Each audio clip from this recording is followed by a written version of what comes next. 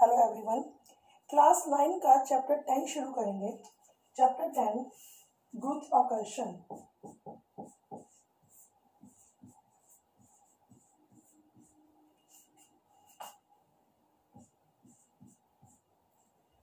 गुरुत्वाकर्षण, ग्रेविटेशन, ये वर्ड आपने सुना होगा कई बार। ग्रेविटेशन क्या होता है और गुरुत्वाकर्षण क्या होता है। तो क्वेश्चन नंबर 1 बनेगा इसका, गुरुत्वाकर्षण बल और गुरुत्व से आप क्या समझते हैं। जो इसका चैप्टर का नाम है वही हमारा क्वेश्चन बन जाएगा। गुरुत्वाकर्षण, गुरुत्वाकर्षण बल, ग्रेविटेशनल फोर्स। गुरुत्वाकर्षण का मतलब होता है ग्रेविटेशनल और बल का मतलब हो गया फोर्स। तो क्या बन गया, ग्रेविटेशनल फोर्स। गुरुत्वाकर्षण बल से आप क्या समझते हैं, ग्रेविटेशनल फोर्स तथा गुरुत्व। दो वर्ड्स होते हैं, ठीक है। एक वर्ड है गुरुत्व, इसे हम कहते हैं ग्रेविटी। गुरुत्वाकर्षण बल और गुरुत्व से आप क्या समझते हैं, या इसकी परिभाषा दीजिए। क्या आएगा, पृथ्वी की सभी वस्तुएं क्या करती हैं, एक दूसरे को आकर्षित करती हैं। पृथ्वी की सभी वस्तुएं, चाहे कोई वस्तु हो, टेबल चेयर, टेबल या मैं, कोई वस्तु है, ठीक है। तो क्या कहेंगे आप, पृथ्वी की सभी वस्तुएं, पृथ्वी की जितनी वस्तुएं पृथ्वी पे हैं, पृथ्वी की सभी वस्तुएं, पृथ्वी की सभी वस्तुएं एक दूसरे को अपनी ओर आकर्षित करते हैं, एक दूसरे को अपनी ओर आकर्षित करती है, अपनी ओर आकर्षित करती हैं। वस्तुओं के बीच लगने वाले इस बल को गुरुत्वाकर्षण बल कहते हैं, ठीक है। सिंपल है, वस्तुओं के बीच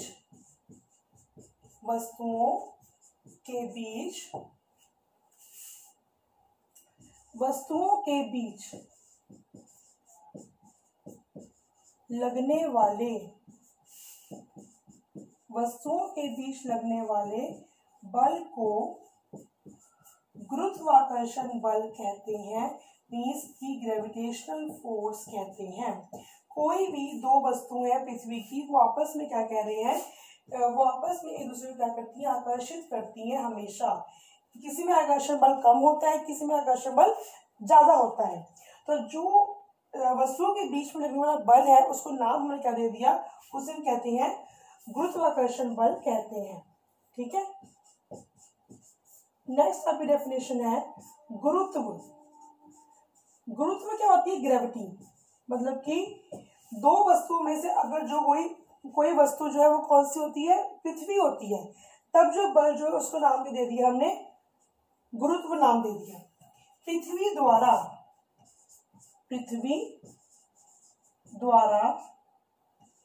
वस्तु पर लगाया गया बल, पृथ्वी द्वारा वस्तु पर लगाया गया बल गुरुत्व कहलाता है। लगाया गया बल गुरुत्व कहलाता है, मीन्स कि ये इसका स्पेशल केस हो गया, ठीक है। गुरुत्व कहलाता है। दो वस्तुओं की बात की थी हमने, दो वस्तुओं में से अगर जो कोई वस्तु क्या है, पृथ्वी है, तब जो वो बल होगा उसका नाम क्या हो जाएगा, गुरुत्व, ठीक है, ग्रेविटी। सो ये आपका क्वेश्चन नंबर 1 कंप्लीट हो गया। यहाँ पर गुरुत्वाकर्षण बल और गुरुत्व से आप क्या समझते हैं। Now question number 2। क्वेश्चन 2 बनेगा,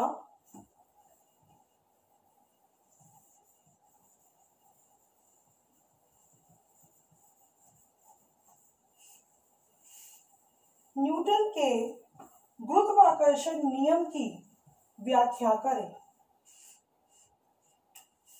गुरुत्वाकर्षण का नियम जो है वो किसने दिया था, न्यूटन ने दिया था, ठीक है। तो अब क्वेश्चन बनेगा न्यूटन के सार्वत्रिक गुरुत्वाकर्षण नियम की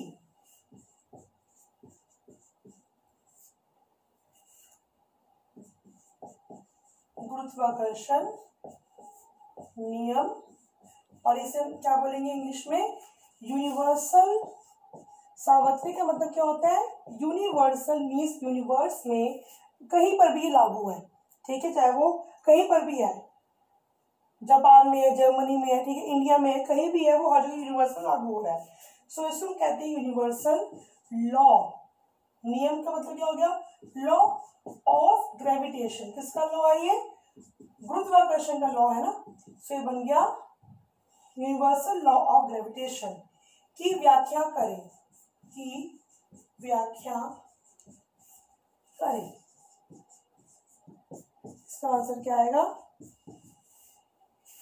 पृथ्वी की प्रत्येक वस्तु, पृथ्वी की प्रत्येक वस्तु दूसरी वस्तु को जिस बल से अपनी ओर आकर्षित करती है वो बल कैसा होगा, ठीक है, उसको एक्सप्लेन करना है हमने। पृथ्वी की प्रत्येक वस्तु, पृथ्वी की प्रत्येक वस्तु दूसरी वस्तु को, पृथ्वी की प्रत्येक वस्तु दूसरी वस्तु को जिस बल से, फर्स्ट क्वेश्चन में हमने क्या किया था कि दो वस्तुओं के बीच क्या लग रहा है, बल लग रहा है। अब जो बल है वो कैसा होगा, ठीक है, उसको एक्सप्लेन करना है हमने। पृथ्वी की प्रत्येक वस्तु दूसरी वस्तु को जिस बल से आकर्षित करती है,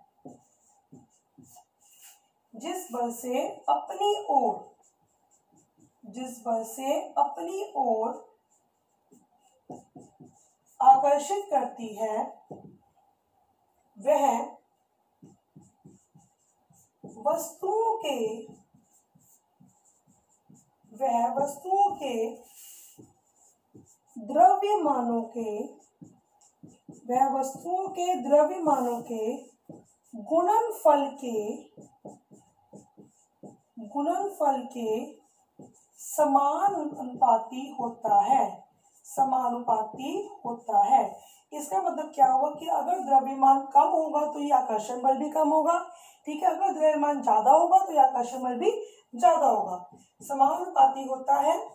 और दूसरा पॉइंट क्या आएगा, तथा उनके बीच की दूरी के, उनके बीच की दूरी के वर्ग के, दूरी का ले लेंगे वर्ग के व्युत्क्रमानुपाती। इसका मतलब क्या होता है, व्युत्क्रमानुपाती का मीन्स कि अगर दूरी ज्यादा है तो आकर्षण बल कम होगा और दूरी कम है तो आकर्षण बल ज्यादा होगा। दूरी के वर्ग के व्युत्क्रमानुपाती होता है। जैसे इसको भी क्या समझेंगे कि अगर हमने मान लिया कि दो वस्तुएं हैं, ठीक है, एक हमने मान ली ये वस्तु है, एक हमने मान ली ये वस्तु है, द्रव्यमान मान लिया हमने इसका स्मॉल m, इसका मान लिया हमने कैपिटल M द्रव्यमान। दोनों के बीच की दूरी कहां से लेंगे, हम इसके केंद्र से लेंगे। दोनों के बीच की दूरी अगर दी हुई है हमें r, ठीक है, तब जो दोनों के बीच में आकर्षण बल होगा वो कैसा होगा। फर्स्ट पॉइंट कि जो उसका आकर्षण बल क्या है, वह वस्तुओं के द्रव्यमानों के गुणनफल के समान अनुपाती होता है। मींस ये साइन होता है प्रोपोर्शनल का। सो क्या होगा, F प्रोपोर्शनल टू, दोनों का हमने क्या ले लिया, द्रव्यमान का गुणनफल ले लिया। तो ये बन गई इक्वेशन 1। अच्छा, इसके बाद क्या होगा, अब जो आकर्षण बल है ये क्या होगा, दोनों के बीच की दूरी का क्या लेना हमने, वर्ग के क्या है, व्युत्क्रमानुपाती मतलब क्या है, 1/, में आ जाएगा दोनों के बीच की दूरी का वर्ग। ये बन गई इक्वेशन नंबर 2।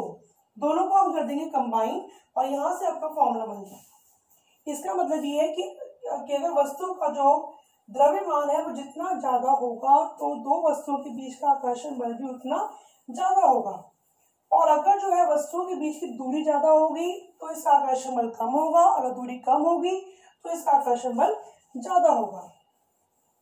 सो आपकी स्टेटमेंट क्या बन गई कि इन दोनों को मिलाकर क्या बना कि जो आकर्षण बल है प्रोपोर्शनल है दोनों के द्रव्यमान ले लिए, बटा में आ जाएगा कि इनके जो है वो है बीच की दूरी का वर्ग।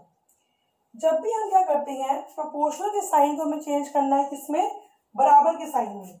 इसको मान लिया हमने समीकरण 3, तो हम क्या लगाते हैं यहाँ में लगा दिया, हमने क्या कर दिया कि मैंने प्रोपोर्शनल के साइन को चेंज कर दिया बराबर में। जब भी हम ऐसा साइन चेंज करेंगे यहाँ लग जाएगा एक कांस्टेंट लग जाएगा, ठीक है, स्थिरांक लग जाएगा। तो फॉर्मूला क्या बना, जी स्मॉल एम कैपिटल एम बटा में आ गया दूरी का वर्ग।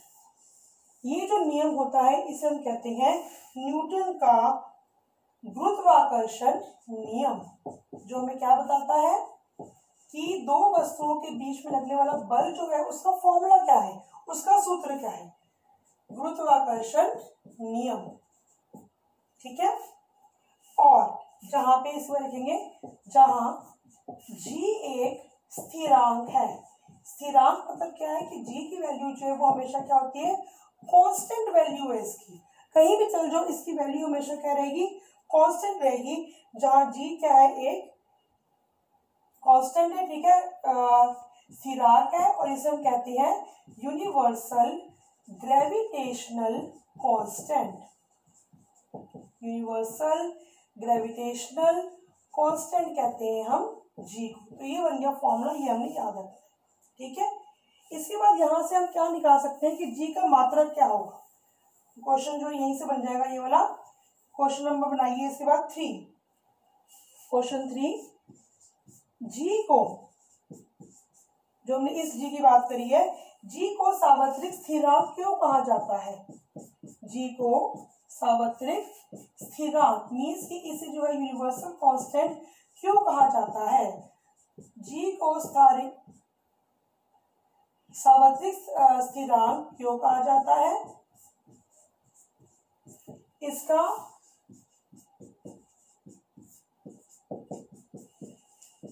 SI मात्रक और इसका मान लिखें।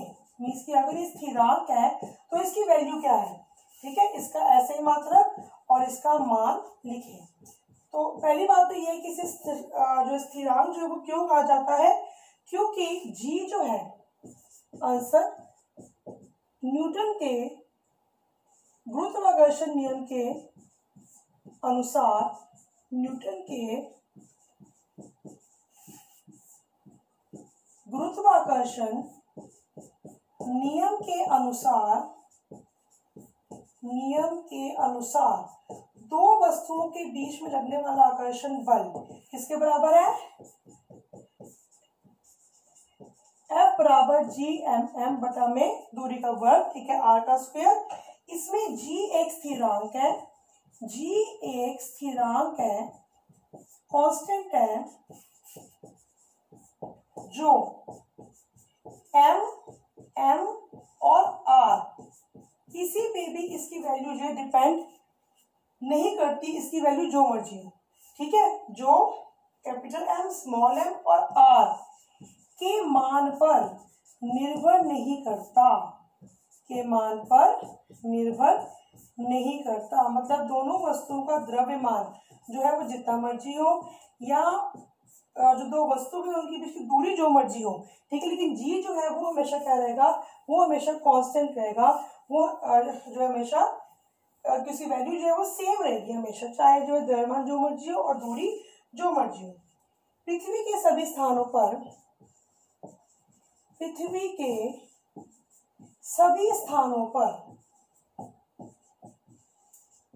पृथ्वी के सभी स्थानों पर दो वस्तुओं के बीच, पृथ्वी के सभी स्थानों पर दो वस्तुओं के बीच जी का मान स्थिर रहता है, मीन्स कांस्टेंट रहता है, जी का मान स्थिर रहता है। इसी कारण इसे इसी कारण इसे सार्वत्रिक स्थिरांक कहा जाता है। इसी कारण इसे सार्वत्रिक स्थिरांक कहा जाता है। ये तो हो गया इसका फर्स्ट क्वेश्चन का पार्ट, स्थिरांक कहा जाता है। इसके बाद आ जाएगा जी का मान कितना होता है। जी का मान बराबर 6.673 गुना 10 की घात -11 और इसका मात्रक क्या है, न्यूटन मीटर स्क्वायर पर केजी का स्क्वायर। ये होता है इसका मात्रक 6.673 गुना 10 की घात -11 न्यूटन मीटर स्क्वायर पर केजी स्क्वायर। ठीक है, इसके बाद क्वेश्चन आते हैं कि इसका मात्रक कैसे बना, वो भी हम कर सकते हैं, निकाल सकते हैं। सिंपल है, जैसे आपका लॉ जो है इसके अकॉर्डिंग फोर्स की वैल्यू कितनी है, GMM बटा में आ जाएगा। ठीक है, जो दूरी का वर्ग करना क्या है कि हमें निकालना है जी का मान यहाँ से कितना आ जाएगा, इसको यहाँ लगे गुना हो जाएगा, बटा में आ जाएगा कैपिटल M स्मॉल m। ठीक है, जी को ऐसे लिख सकते हैं ना। सो अब देखिए कि जो बल है, बल का मात्रा क्या होता है, न्यूटन। दूरी का मात्रा क्या होता है, मीटर। यहाँ वर्ग है तो बन गया मीटर का वर्ग। मास का मात्रा किलोग्राम, इसका भी किलोग्राम, इसका भी किलोग्राम, तो ये बन गया न्यूटन मीटर स्क्वायर पर केजी का स्क्वायर पर केजी का वर्ग। और लिख सकते हैं इसको न्यूटन मीटर स्क्वायर पर केजी स्क्वायर। तो ये हो गया इसका मात्रक। राइट, सो यहाँ तक कंप्लीट होती है आपके question number 1, 2 and 3। Thank you so much.